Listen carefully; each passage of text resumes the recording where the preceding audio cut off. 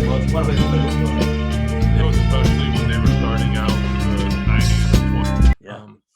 And so that certainly leads us into the Euros, which at the time of recording, every team has played one game. Group A has played 2 games, as well as one half of Group B. Quickly going down the groups, you have Group A, Italy, a team we both spoke on. We both were expecting for them to have a bounce back, and they've bounced back really nicely. 2 3-0 wins. They've really taken control of their group. Turkey, a lot of people much smarter than me have kind of saw Turkey as a dark horse in this tournament, someone who could maybe make some noise, get in the group stage, possibly upset somebody. They've already dropped 2 games, 2-0 defeat to Wales, 2-0, 3-0 opening win to Italy. So the group, it looks like Italy winning it, and they're winning, and they've been impressive. Or what do you think about the group so far with Italy? And you wearing the Italy jersey. I mean, I think it's a lot. I don't know. I think it's a lot tighter than what it looks like. Turkey, I mean, they put up a fight. Obviously, lost 3-0, but I mean, it wasn't like they got walked all over. I didn't see that part. But yeah, I think the group is definitely already set. Obviously, we thought Italy was going to be going far. We called that. That's why I'm wearing my Italy jersey, just to represent my Italian side. No, I'm just kidding. No, just something I picked up when I was in Italy. And I do want to give them an award for the best uniform in the Euros. I think I was watching today. I think they got the best kit. The best kit I think they're wearing the best kit to me. But anyways, yeah. Kit. So what was that? Best home kit, because their away kit is that generic Puma jersey. No. And I saw that. I think the generic, the Puma's definitely a generic. But I was looking at it, I was like, you know what? At least that blue, like the two shades of blue, is pretty clean. Yeah, like the 2 shades of blue, and then like their trainers were wearing this like off dark green blue kind of teal thing, and it was pretty clean too. I was like, wow, definitely, like you said, that blue kit is always been fancy. It's really that white one they just made that generic Puma one. That's not. Yeah, good. And it looks like everybody else got that. Like Switzerland was wearing that. Everybody's wearing that white. Is very nice. It just says like their country, but the blue looks clear. But anyways, yeah, no, Wales kind of surprised me. I thought they were going to be good enough, but yeah, I think they're going to get in there, man. I think Switzerland is not done either, because they can get that. We'll see. We'll see what Switzerland can do, but I think we got the first two. Sorry, Italy, Wales for sure. Going through. Yeah, I think Wales really showed the perseverance against Turkey, kind of keep battling again their positions again to win today. And they showed perseverance also against Switzerland, where I thought Switzerland was a little better in the opening game, but they hung around, found a good opportunity on a set piece, got that 4-1. They got the 4 points now. Yep. They look to be in good position, even if they do lose to Italy, and to kind of even get a good third spot if it goes down to there. For Italy, again, they're playing well. It's hard to tell because I think the rest of the group is a notch or two below them, but they're winning the games they're supposed to, and they're playing in a style that it's been very attractive to see. And you can't ask any more from Italy, I don't think. No, 3-0 wins, you can't say anything about it. Yeah, you can't say anything more than that. And I think so. We're moving on to Group B. Half of the teams have played 2 games. One of them, Belgium and Denmark, will play tomorrow for the recording of it. You have Finland, who beat Denmark once the game restarted after the incident with Christian Eriksen. They're at 3 points. You have Russia, who lost to Belgium. They're at 3 points after being Finland in the morning. You have Belgium, who really kind of the way Italy looked and have looked in the first 2 games, them in the first game also taking care of business, 3-0 win over Russia. I kind of expect them to have a similar performance to that of Italy, where they're a notch above the rest of the team of the groups. And I think they're going to win 2-0, 3-1 kind of games against Denmark and Finland. But they look fantastic as well the first game. They did look dope. They do have the deepest roster, obviously, in that group. Obviously, that's why they're in the first place right now. I think it's gonna take a lot for Denmark to shake this off. So I think I don't see them doing it. Unfortunately, I hope they do, but it's gonna be hard for them to shake what happened. Obviously, they couldn't come back and shake it off during the day, which they don't have to. They had to play the game, and that was tough for them. Belgium, I didn't see Russia put their hands, and they didn't get their hands dirty. All if you look at the first 2 goals, they're just mistakes. I'm not taking anything from Belgium. They won. They're a better team.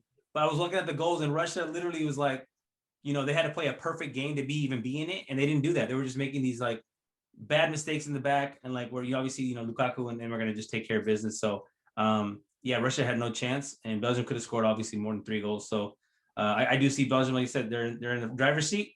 They are going to get to the top 4. I think so. I think they're going to get to the final 4 for sure. Yeah, so far so good. They've played really well. I think for Denmark, what you look at is it's hard to ask for a team to you don't know how players are going to respond. You don't know how people are going to respond. This was a triggering traumatic event.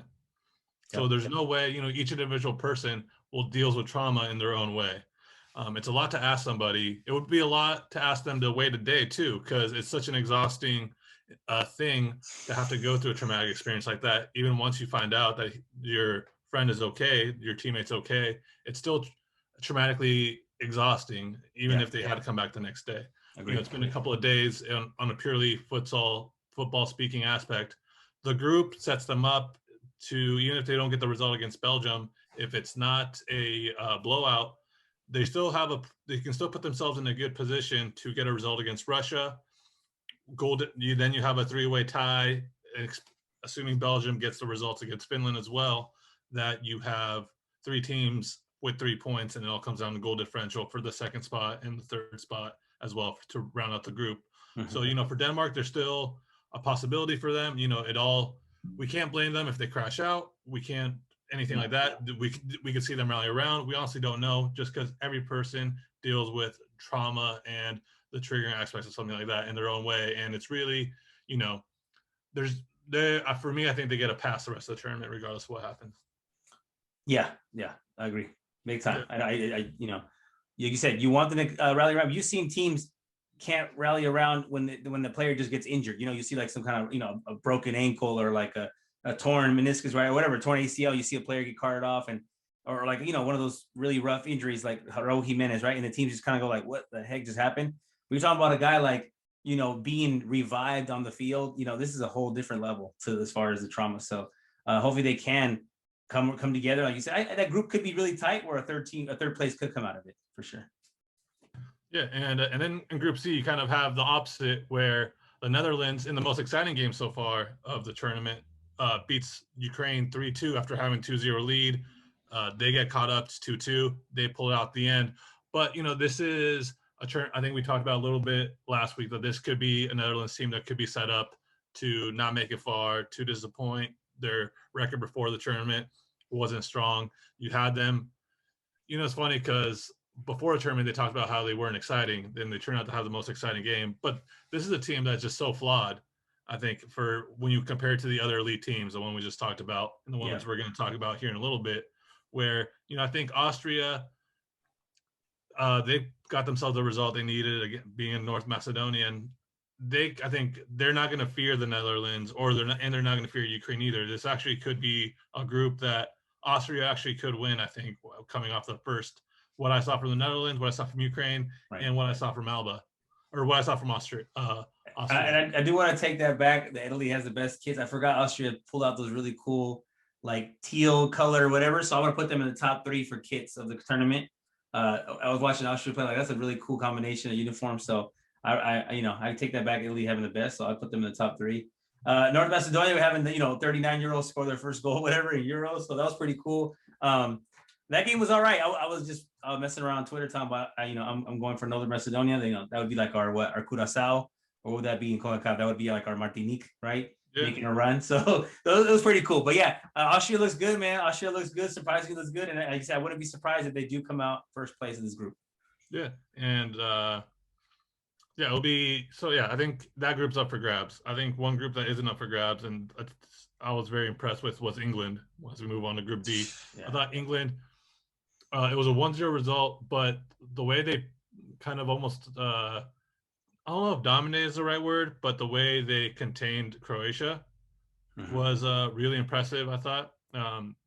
Because Croatia had, we talked about it, another thing we talked about last week, was the way Croatia is kind of on their downwards of where they were 3 years ago. And we saw it here, right? We saw, if they play 10 times, there's 5-6 times where Croatia could definitely be better than England, where they dominate and run it through the midfield, where Modric is doing everything he can, where Kovacic is doing everything they can, and they're clicking and they're frustrating England. What I saw actually was a lot of respect for Croatia out of England, playing with 2 defensive midfielders and really just trying to suffocate and keep everything Croatia was doing in front of them, while also pressing high and not allowing Croatia to kind of get behind them. And so I was very impressed, I think, for England through the tactical aspect of that, and I think they have room to grow to be even better.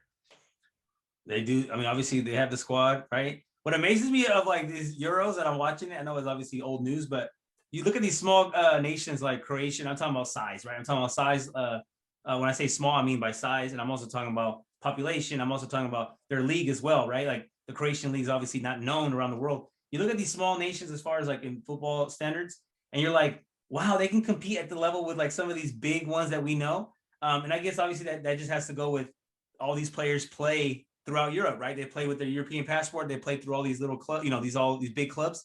And Croatia always had big, obviously these big names. They were playing in Real Madrid, Barcelona, right, and obviously the other teams. And so I don't know, just an observation I made. I'm like, wow, like all these little nations that you don't even know about their pro league. When it comes to national team time, like they can compete with anybody because their players play everywhere, right? And they play on these big teams. Like Austria was an example. These guys that play on these other clubs, and you never hear the Austrian league. I can't even name you a club team. So it's pretty cool. That's just an observation I had. Yeah, absolutely. And part of it, I think you kind of look for these generational groups of players. Belgium's another example. You have a country of 10 million people. They're producing a goal in generation right now. You make a good point. I thought, tying it back to Mexican soccer, the England game, you had Calvin Phillips have a man of the match performance. And I think this is important when we talk about infrastructure of Mexican soccer. This was his first year that he was playing in the top flight of England. Though he's playing in the EPL. Right. He's been with Leeds his whole career, and this is so all his professional career since he was 24. He's been playing in the lower divisions of England, and they got promoted last year, so now they're in the EPL Leeds, and this is the first time he's ever played top flight soccer in England. And he then later this year he comes in, starts for England in the Euros, and has a man of the match performance where he's suffocating the Croatian midfield, where he's running up and down. He gives the assist for the goal.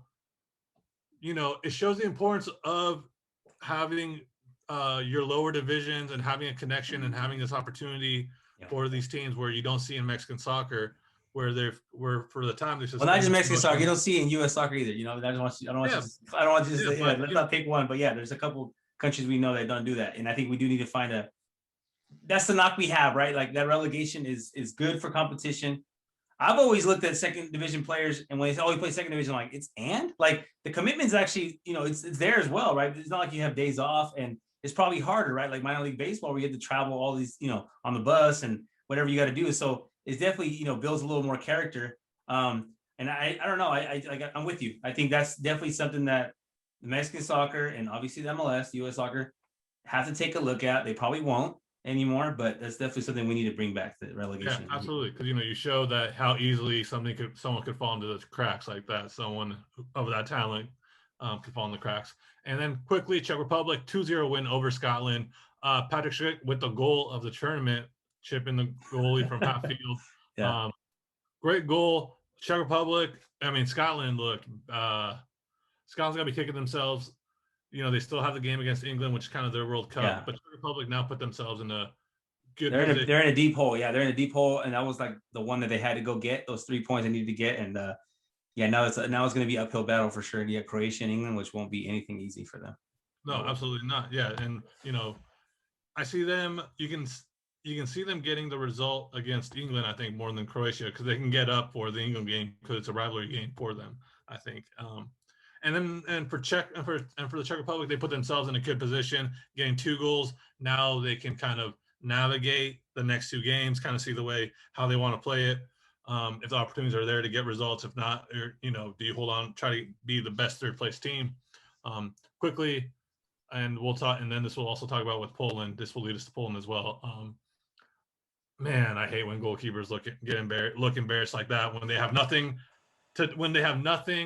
It's not his fault that he got chipped like that from the goal. It was a great goal, perfectly placed. It went off for deflection. He's going to be out of position because of the deflection it took from the Scottish player that put them in that position. Oh, man, when he goes tumbling into the net and looks like a little baby deer in bushes, it's just like so heartbreaking. It reminded me of my nephew playing U6 soccer, and when everyone just runs into the net, he got stuck in the net one time with his cleats up. So that definitely reminded me. I was like, oh, my goodness. Yeah, it's bad. Like, you can't blame him.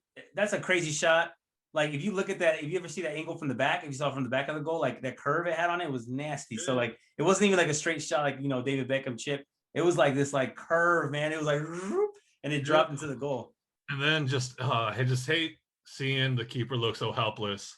Yeah. And then that also leads us to Slovakia beating Poland in Group E, where the first Slovakia goal, second first, I forget, comes off Chechevny gets enough of a hand on it where the ball goes off the post, and then it rebounds off his back into the back of the net. And then again, those are the worst. Another one where and then you hear announcers of people saying, "Oh, he could have done more. He could have done more." What do you want him to do? Not have a back? Yeah. Stuff no, like you got there. As long as you put your hand on that first ball, you did your job. Like when I was a keeper, I always say like they're not going to score me on the first shot. They might score me on the rebound, right? I might not catch it and whatever, or someone might tap it in. But that first shot, I'm going to get to it. And I feel like they said the keeper put his hand on it, he got it, and that's just bad luck, man. Yeah, it is just bad luck. I just hate the aftermath of it when people talk about, could have done more, should have done this. Like, man, I mean, those are people that haven't played, because those are the same people that say like, oh, soccer's weak. Look at the fouls, they're always flopping. So those are the same people that do that. Like, they'll see a highlight on ESPN and they'll see a keeper make one mistake, and it's like, you didn't see the rest of the game, did you? You didn't see him block 20 shots. His defender gets completely fleeced before the play even gets to him, and yeah, it was a bad day for goalkeepers. But yes, Slovakia gets the win, 2-1. Yep. And then the worst game of the tournament so far, Spain, Sweden 0-0, where Spain couldn't produce anything. They almost had 1,000 passes to Sweden's 100 and something. They had 84. They had 84% of the possession. 86. Sorry, 86% of to Sweden 14. And the worst part about it was, I mean, I think I deserve a medal for watching the whole game through. But Sweden had 16% at half. They ended with 14, which means they had to have 12, which means it got worse in the second half. Right. Well, first of all, I'll give you shout outs for watching that game, because I only watched pieces of it, knowing that I was going to get that. Spain's like, that's, I don't know. It's like this old school little Spain. No, I don't know. There was no attacking. Like you said, possession is not going to win the game for you. It's actually one of the spiels. Like I tell my teams, like, hey, we don't need to possess the whole game. Like, we're not Barcelona, so we don't need to do that. And so I saw the same thing on the field. Like, shout out to you for watching that, because I watched pieces of it. And I was like, that's enough for me, man. Like, you're not attacking. I thought Sweden did their thing, like you said. They did worse, but they didn't get scored on. And so, Hey, the point of this game is to score goals, not to have possession. And if it was about possession, then Pep Guardiola would have 10 Champions League titles. So it's not about having the ball; it's about scoring. Yeah, and I think good for us. I think we mentioned that Spain is a possibility of a team that will that isn't as strong as they have been in the past. No. So it's just one of those. They're hitting that, like the way you say Croatia's on the way down. The way you're saying that, Italy has a cool generation and Belgium has a cool one coming up, or they're in their little prime. I think Spain is trying to find that new generation. I don't think they're there. They're still stuck on what they did, for those 8 years, and they're trying to produce one. And I just don't. The mix is not there yet. The generation's not there yet. Yeah, they're in a transition stage, and I think it's a reflection of their two biggest teams in Barcelona and Real Madrid, where they're in a transition stage, both of them, where they're trying to kind of they still have some of the pieces of their teams when they were at their most successful, both of them. And then how do you mix in the new guys? How do you get in new talent, new blood, while still trying to keep the same level of quality? And it's very difficult. I mean, it happens everywhere in the club soccer. You see the waves it kind of goes. And right now, they're both kind of in a transition stage where you're getting these new guys, you're getting this old guard out. How much of it do you keep? What's the balance of it? There's no right recipe for it. So it's kind of like, and you see, so it's kind of like you mix and see, and you're seeing the results now. You see it with the national team as well, where 8 years ago, 10 years ago, it was everybody but one person was a Real Madrid, Barcelona player. And now you don't even have a Real Madrid player on the roster for Spain. Right. So that goes back to the team. Yeah, it goes back to their two big clubs and the generation of players they have right now. Like you said, it goes back to that. And don't forget, they didn't win La Liga, so obviously that's all going hand in hand right now. So they don't have the best teams right now. Yeah. Yeah. So it's a transition. It's a transition stage for Spain, I think, a little bit, where we'll see in 2, 4, 6 years what if the base here produces into higher quality team, and if the team kind of evolves into something better. So Well, it's like my Chivas, my Chivas are in a transition stage too, the last 10 years. nah, So. they're not. All right. Okay, group F. So Yeah, Portugal, Group F. France, Germany, Hungary, and obviously a great game yesterday. First, we'll start with the Portugal game. I thought Hungary was putting in, they were putting in work, man. They were hanging on tight. They were trying to close it out. I think they were, obviously probably trying to go for a tie. They would be okay with the draw. And they got that one goal that was called offside, it was offsides. It was a good goal though. And then, we talked about momentum before in last episode. Right after that, Portugal hits them with the dagger. And, when you're playing a team that's probably more talented than you, probably more stacked than you, and you got them close enough to like maybe squeeze out a point, and then all of a sudden, they score on you, all of a sudden the floodgate opened up and it was bad from there. Yeah. I thought Hungary was game. They definitely looked like they were a game. They as the game went on, they got more comfortable. They were more dangerous the kind of game went on. They started not to fear Portugal as much. And also an incredible atmosphere in Budapest, the only stadium that was completely open, and Right. you could really feel the electricity from it. I think I thought it was 60,000 people, right? Like 60,000 people. Yeah. Yep, and it was really a fantastic kind of atmosphere to see after not having fans in the stadium for so long. And you see all these other stadiums that aren't at full capacity. You could really feel the energy from them, and I think it helped them a lot. Yeah. Portugal, they got it's what is it? It's not always the biggest storm that's going to crack the dam. Sometimes that's just going to wear it out, and then the smallest raindrop's going to be the one that cracks it. And then once it did, kind of floodgates open. Portugal got the win they needed. They know this was definitely a trap game for them, like as it is, and I think Hungary showed that they're going to be games the next two games as well, which against both France and Germany, which wasn't the fireworks that I think some people might thought would happen, but it was a great game. I think France showed that they're as dangerous as any team here in the world. They had a couple of goals called offsides. Yeah. Germany didn't look terrible. I thought Germany looked. I think there's going to be positive Germany can take from it. Matt Hummel's own goal was the difference of it. I thought there was France was more dangerous in producing more opportunities. Germany looks like they were just kind of a step behind them. But now I think that France kind of showed like, yeah, we are the best team in this tournament. Yeah. They might be able to just turn off and on, to be honest with you, with how good they are. They're obviously, we said it, they're super stacked. They're everybody's favorite. They're in their golden generation right now. They're obviously killing it with all the players they have, all the experience. They weren't going to bow down to anyone like a Germany or anything like that. Germany was at home. I think Germany, what kept them going was they're at home. Like you said, they're probably a step down, but obviously they're at home, so that helped them. And like you said, France scored 2 goals. They're offsides, so you obviously saw that they had the ball more and created more opportunities. So France, definitely earned that win, and it's going to be. There's still a couple more games in that group. They're going to be really nice to watch for sure. And like you said, Hungary could go head to head with Germany. I can see them trying to squeeze one out of Germany for sure. Yeah, I think especially if Germany struggles to create the clear-cut chances, or if they just don't have the confidence in goal to take advantage of the chances, it could definitely be there. I mean, we saw it 2 years ago. I think this team's a little more dynamic than they were in the World Cup, but if they're not putting themselves enough in these situations to create that, there is a possibility of it. Yeah, I think Germany still has that kind of aura the way Italy does, that in a knockout stage, that's still a team you want to avoid, because even if they might not have the upper hand, they're going to have, there is something about just being across a Germany or an Italy in a knockout stage game that it's just kind of in their, they have the confidence of knowing that it's almost in their blood kind of a thing that, so if you don't knock them down early, they could just linger around and so yeah. So, I mean, we'll see what happens with, especially the next one with Portugal, Germany. I mean, right there, that's a huge game right there, where you see Portugal that struggled a little bit with Hungary, but got the 3-0 win. You got Germany, who struggled against a very good France team. Now they're going to collide. We don't know what's going to happen. Now I think this game is probably more exciting because they're more even, I think, than France being a notch above both of them in my mind. I agree. It should be a good one.